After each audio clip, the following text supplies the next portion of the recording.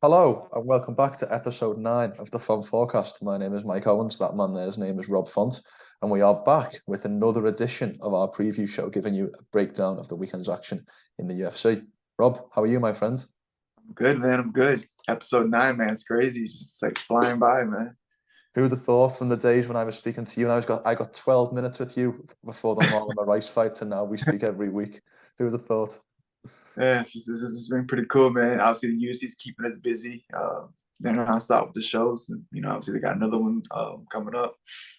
Well, you're very familiar with Florida. It was the scene of the last crime, the Adrian Yanez KO. The ViStar Arena where this fight is taking place in Jacksonville is also the same venue at UFC 249 with our good friend Calvin Kattar's elbow on Jeremy Stevens' jaw. So you know Florida very well and Jacksonville, but it's going to be a slightly different experience going to a packed out. We won't be going there, but a slightly different packed out arena rather than an empty arena the last time out.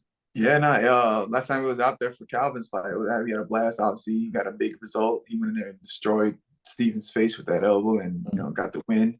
It was cool. It was obviously, I want to say it was the first fight That was the back. first one back, 249. Yeah. So it was dead. It was a ghost town, so obviously we couldn't do much. But we had a nice little setup at the hotel, and it was cool. It was especially because we couldn't do nothing in Boston, so like, we finally got out there. We at least walk around and at least conversate with people and see other people. So it was cool as far as that part.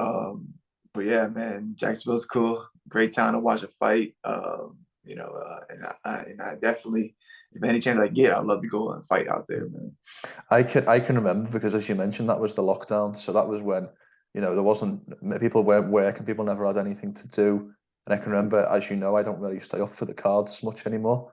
But I can remember getting up in the middle of the night just before. I think Greg Hardy was the main card opener, and then it Yeah. was Calvin Stevens. And then to think about the reaction I had 3 years ago of Calvin's elbow to then now being sat here with you talking about it, just the Right. pair. You could argue the best performance of Calvin's career because he took Stevens to the cleaners. Yeah, it was great. It was a great night. Steven missed weight, so it was like a little, Calvin was pissed at the weight miss, wasn't he? I remember that. had a little extra on that, So when you put it on, I'm like, I know it felt good for him, man. 100%. Well, speaking Yeah. of Calvin and speaking of featherweight, we've got featherweights in action in the main event. We've got former opponent of Calvin's in Josh Emmett, ranked number 5, coming up against the undefeated number 9 ranked Ilia Topuria. Size this one up for me. What are your initial impressions of this fight? Man, this is a great fight. Ilia Topuria versus Josh Emmett, man. They're both coming to knock your head off. They both can wrestle. You have the college wrestler in Emmett, and then I'm not sure if Topuria ever went to school to wrestle, but he looks sharp when he wrestles. He's real patient. He puts the combinations together. I love the way he kind of controls the cage.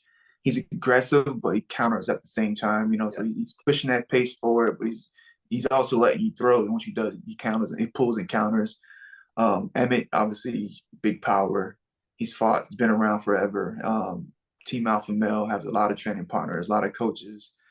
Been in big fights as far as obviously interim title fights, main events. So obviously he's been around. He has experience. Took a tough loss the last one. That was pretty bad, man. Yeah. Like he took some big shots. So I know he's excited to get back. This is a hard one for me to call because you haven't obviously you've seen a lot from Ilia Topuria, but it's like I feel like like if Emmett can kind of be the smarter fighter, mixing his wrestling, I think you might have to give him the edge on the wrestling, not go so crazy with the power, the big shots, and make it a little bit more technical. Make change the levels because he has speed. He throws a lot of those Swiss punches that can get awkward. He has power, but if he just starts winging them like he did in that second round with Yeah. Yair, he can gas himself out, and 5 rounds with this guy on coming at you, man, it's going to be a long night. So it's going to be it's always been a hard one for me to pick because like I like both guys. They bring it. They're constantly throwing power, they're trying to take your head off. Now I think There is an element of this fight of someone it could go so early. It could. We talked last week about Vettori and Cannonier, and we both agreed there was a high chance that would go 5 rounds, and we were obviously right.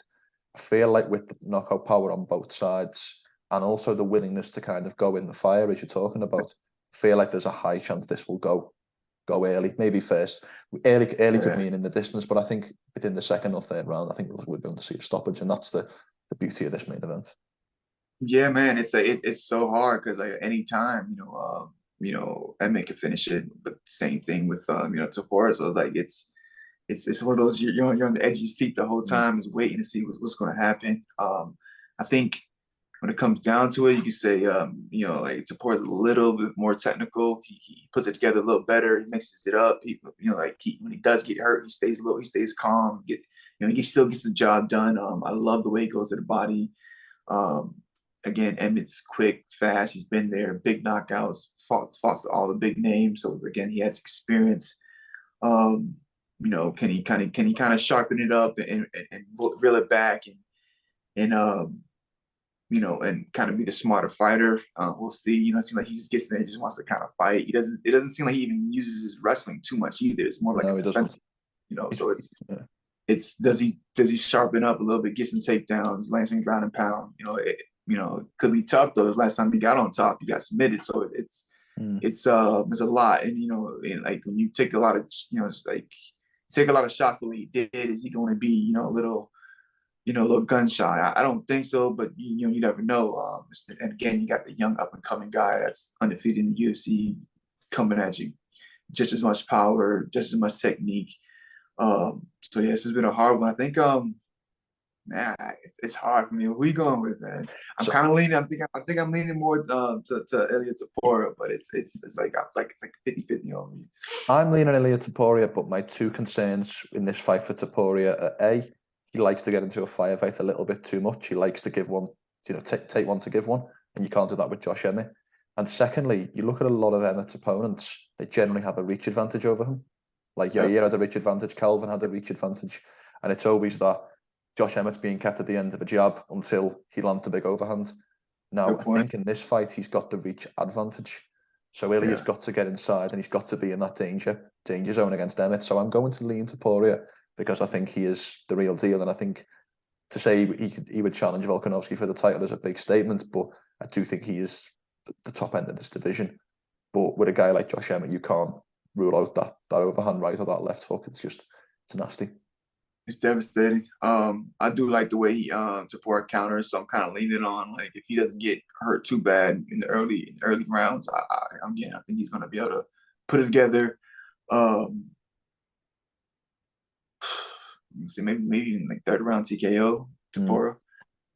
I think second. I think the fence will be key because you should mention that Topuria is so good at cutting off the cage and keeping his opponents up against the fence, and then that's where he likes to land that big left hook to the body.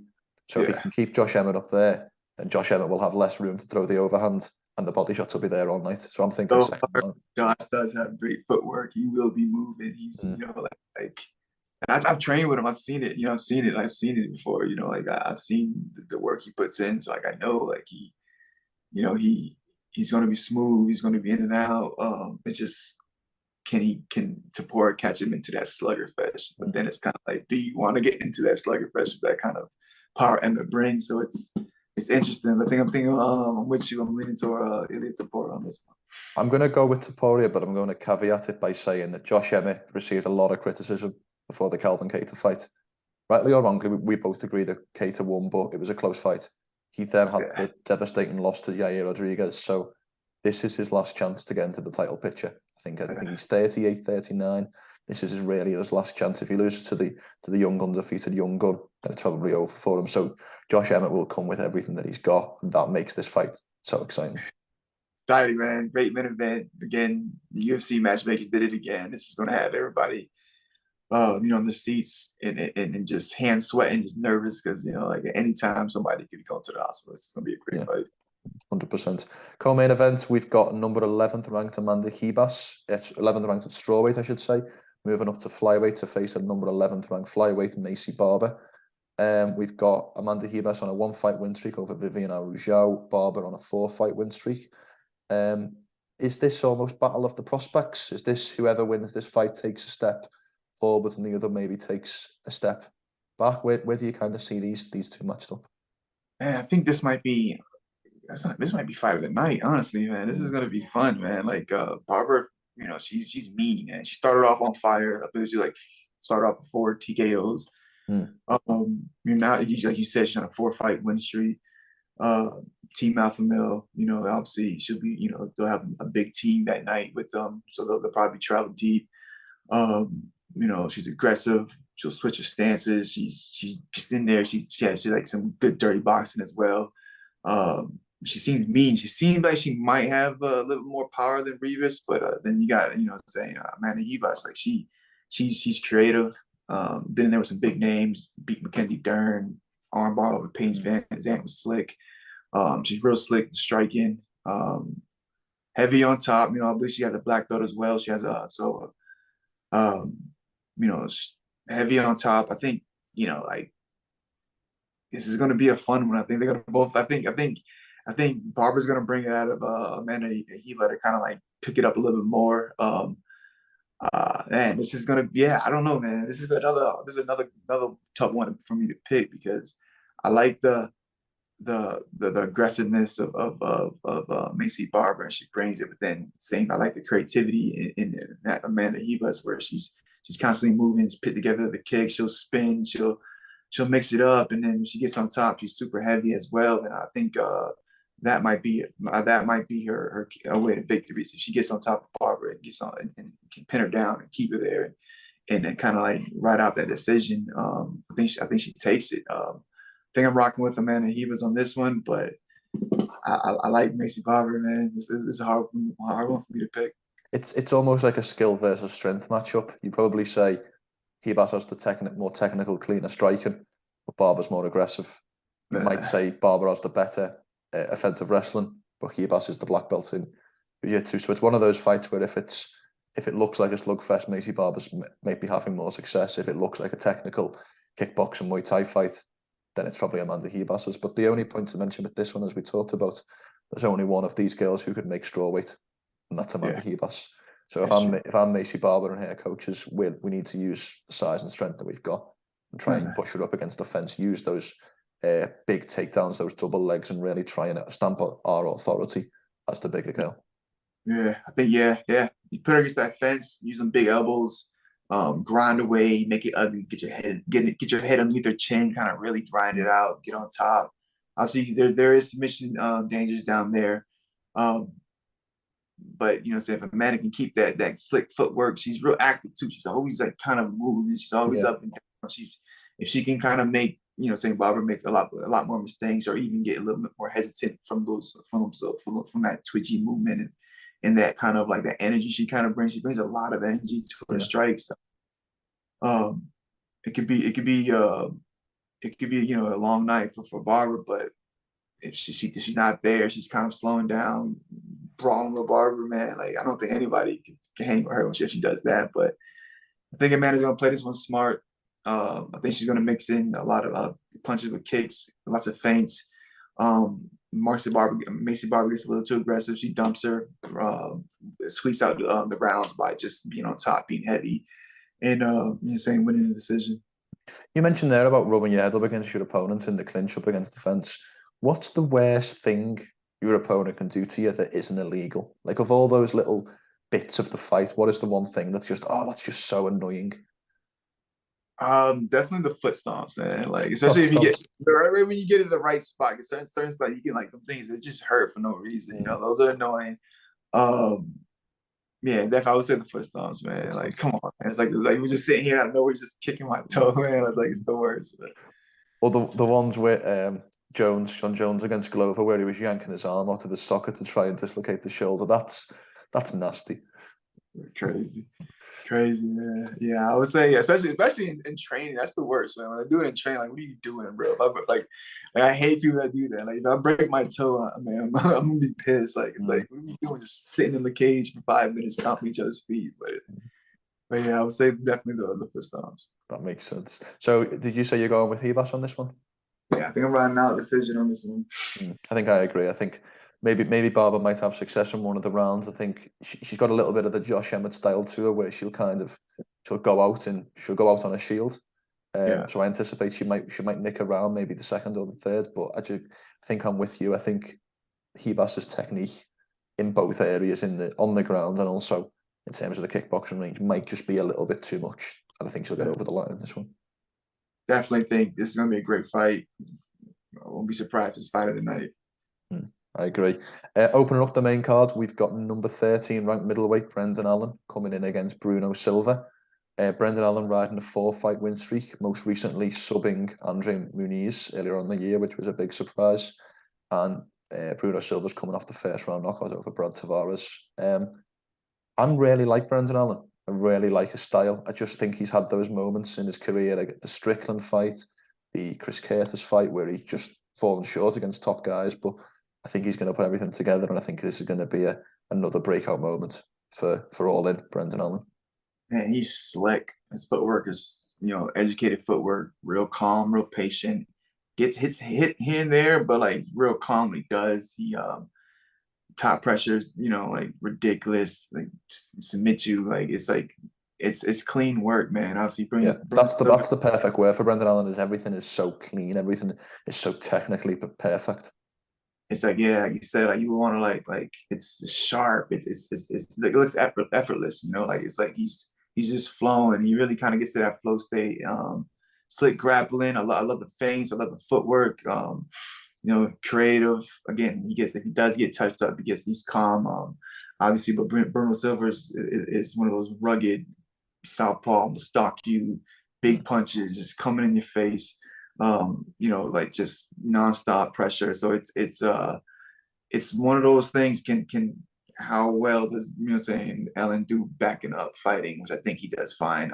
Or if he can kind of like close that gap, get to those takedowns and work that jiu-jitsu and get those submissions. I think he can do both. I think he picks and chooses how he wins his fight. I think it's going to come down to his mindset, his mental, and how he shows up. But I don't see him losing this fight. I think it was when Brendan Allen fought Puna Soriano, the Hawaiian guy out of Extreme Couture, and it was that left body kick that was landing all night. And I think it might be the same thing right against Southpaw versus Orthodox fight. I think that body kick will be there all night for Brendan Allen, and that will probably be his version of a jab. That will be the weapon that he'll be using to discipline Bruno Silva. The trouble is Bruno Silva can knock anyone out.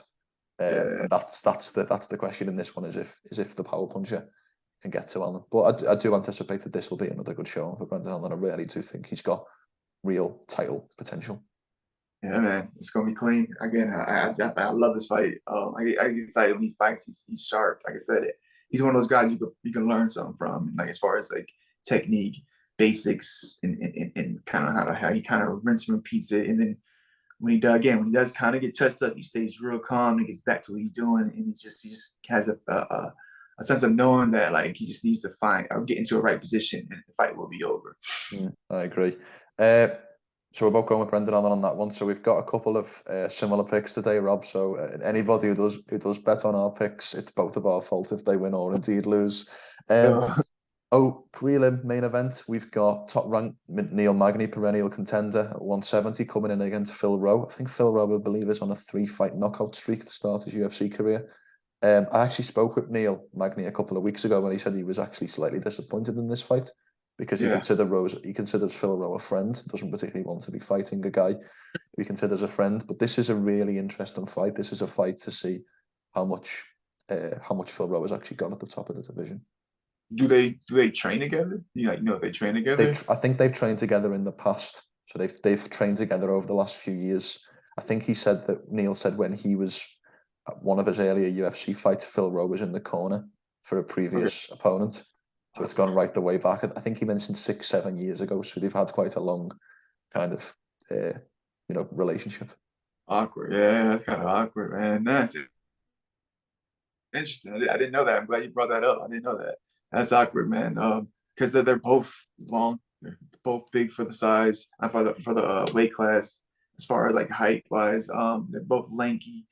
I'll say maybe give Rowe the power advantage. Experience, you got to give Magny. Magny's been there, done it with everybody. you know, this is an interesting fight, especially now that I know they're friends, so they know each other. Well, how do you think you would react to that situation? Have you ever fought somebody? You've spoken to people who you consider to be on good terms with, but have you ever fought someone who you consider an actual friend? Never, never, How do you think you never. would react? Do you think you'd just have your game face on and go, it's either him or me, or do you think you would have a little thing in the I back? think it'd be like I think it would have to be like I don't know.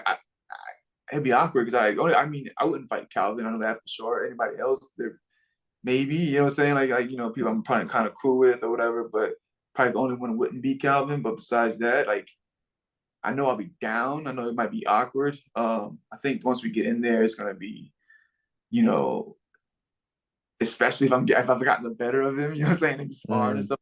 Like, say if I got the better of sparring, like I know, like if I can kind of play like those type of mind tricks and little things like that, I feel like it'll be fun. It'll be interesting because you kind of know exactly what you're getting yourself into. But never been offered it. Definitely, I probably the only person I wouldn't fight is Calvin. Thanks, Rob. Appreciate that. But yeah, no, that's interesting, man. How do you did he give you any insights? He didn't give me any insights in terms of how training had gone, but he just referenced the fact that when the contract came through, was that there was a bit of a sigh and a bit of a, I wish it weren't that guy type of thing. Hey, There's that many guys on the roster now. There's a much more higher chance of it happening. did they do you know if they talked at all? Obviously before this. I'm not sure of that. I'm not sure of that at all. But one thing I will say about this fight is Magny's three last wins have been D-Rod, Max Griffin, and Jeff Neal. Yeah. And they're very similar styles to Phil Rowe. Now, obviously, Magny's had a couple of losses in there as well, but those style matchups are pretty similar in terms of what Magny does, which is that jab, the pace, the volume, the forward pressure. So there's a game plan there for Magny to follow. And it looks like obviously it looks like Rowe really likes to grapple too, you know. So he's always like so like how do you see that? How do you see what happen? How do you see this playing out if he gets on top? It's a bit of an interest. It's always a difficult one to assess Neil Magny's ground game because he does have a lot of submission losses on his record. They're always at the top guys. The two, Shavkat Rakhmonov, Gilbert Burns, RDA. So is Phil Rowe in that category? Yeah. You would say on paper probably not. So Yeah. it's more whether he can out cardio him on the ground and kind of finish him through exhaustion rather than skill. That would be how he would look at it on paper. Who do you think they're better in the gym? If we're saying 6 or 7 years, Rob, this storyline has just got you, hasn't it? You're so invested. I think if Neil Magny was in the UFC and Phil Rowe was maybe an early pro, like let's say a Tom Pags level 4-5-0, something like that, you'd have to presume the vet may have got the better. But that's You got a big brother, man. psychologically, if you're the old guy and you've got the better of him, but now you're the vet, you might think he's got a lot better. So it's Yeah, both ways. I don't know that. I think I'm leaning more towards Magny on this one, man. Like I think I'm leaning towards Magny. I think he might big brother him. If they get into a tough spot, that cardio's gonna kick in, man. And obviously Magny's a cardio king, so like cardio kicks in. He doesn't get into a very tough spot, and like you said, he Rowe likes to grapple, but is he on that level of a Gilbert Burns or a guy like that? So it's kind of like he. I think I like Magny on this one now. We've gone 4 out of 4 on the same picks. I'm gonna go with Neil Magny as well. Very quickly, we've got a couple of minutes to spare, but I wanted to get your thoughts on news that broke yesterday of Henry Cejudo and Marlon Chito Vera being matched up for UFC 292 in Boston. Just give me your overall thoughts on that fight and what you actually think of the booking, the fact that they've been sized up to face each other next. That's interesting. I wouldn't have. I don't know. I felt Henry would have waited for something else over the Cheeto, but that's fun fight. It's in Boston. It's gonna be a fun fight. As far as like the matchup goes, obviously Cheetos have some trouble with being off his back, and especially obviously that against that Corey Sandhagen fight, he obviously started off slow, but he has like kind of like if he gets on his back, it's not like he's instantly popping up or he's like putting you into a lot of submissions. Dirty up, he's real dangerous with the elbows off his back, and definitely can start cause a lot of damage there. But Henry's wrestling is so good. He gets on top. How long does he stay on top? I like the striking match. That'd be interesting. I think you know, Henry would be, doing his thing, and Chito kind of be shelled up, and I think he'll Chito eventually find something to kind of land on him and make it interesting. But it's gonna be interesting. In 3 rounds, I think the 3 rounds fits, or is more is better for Henry over Yeah. over Chito. I think Chito does need those 5 rounds to kind of get going. It was good. Do you know if it's going to be the main event, or I mean, sorry, the co-main event? No, so it's my understanding that Weili Zhang and Amanda Lemos will be co-main. Those guys will be featured fight, which leaves you and a certain Chinaman pay-per-view main card opener. Yeah, yeah. We'll see, man. We'll see. We'll see how it lines up. This is getting more interesting, man. I like this. I like this fight. It's a big fight, man. Like I said, you got Triple C, have Cheetos. They're gonna. It's gonna be interesting to build up. Henry's always gonna talk that shit. Cheeto seems like he might fucking slap somebody if you say something too. See if you go too far. So we'll see, man. I'm excited for this fight. No, it's a very interesting fight. Can't wait to get over and hopefully see them all live in Boston on the 19th of August. There you have it. There is your prediction for UFC's fight night return to Jacksonville, Florida, headlined by Josh Emmett and Ilia Topuria. As always, please make sure to like, share, and subscribe this video for more content between myself and Rob on a week-by-week basis. Rob, I will hand over to you for the last word, my friend. Yeah, and please, guys, like, subscribe, and share. I'm excited for this card. I'm even more excited now that I know they were friends, man. That makes it even more interesting, man. That's just got you, hasn't it? That is just you're going to have a sleepless night thinking about Neil Magny and Phil Rowe's sparring sessions. My man Owens over here, so it's going down. Again, peace. Stay tuned. We'll keep pumping these out, and yeah, it's gonna be a great card.